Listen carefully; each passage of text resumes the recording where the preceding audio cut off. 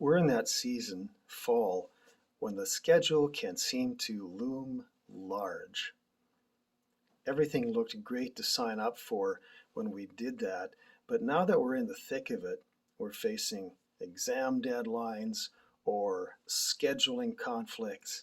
The kids are involved in sports, clubs, church activities, back to school, and sometimes balancing all this can feel overwhelming. Add to that, we're stretching dollars to try and pay for the opportunities. And before you know it, just add a little fender bender, a bit of an illness, and we're overwhelmed and our stress is pushed into the red zone.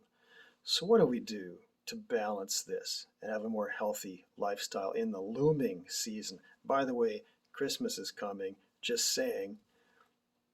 One thing that's helpful is to just choose one thing at a time. Trying to think about everything at once that you have to do can be overwhelming and demoralizing, counterproductive.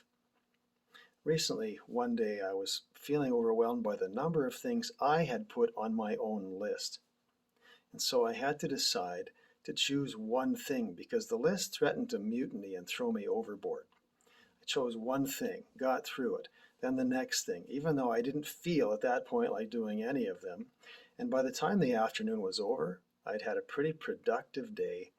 It went much better than I anticipated.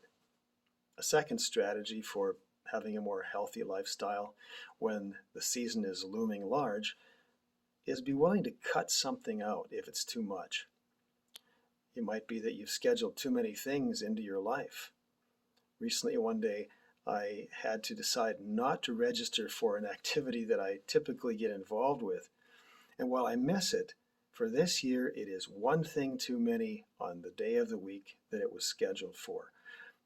Though I miss it, I felt a load lift from my shoulders when I decided not to get involved.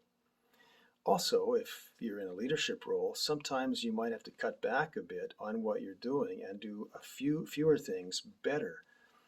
I had a day-long scheduled seminar for a day off a while back, and it didn't appeal to very many people. And I know from experience in the past that having a large number of people involved in this makes it quite productive because of the interaction that takes place. And so I decided to cut that and instead do it in a different venue where I could do a truncated, much shorter version of the same thing. And it went better. Sometimes it's important to achieve some balance and health in our schedule to cut something out. Please feel free to check out my book, The Best Day of Your Life, for more ideas about overcoming perfectionism and embracing reality. Talk to your local bookstore, or you can order it through indigo.ca or amazon.ca. And have a safe season.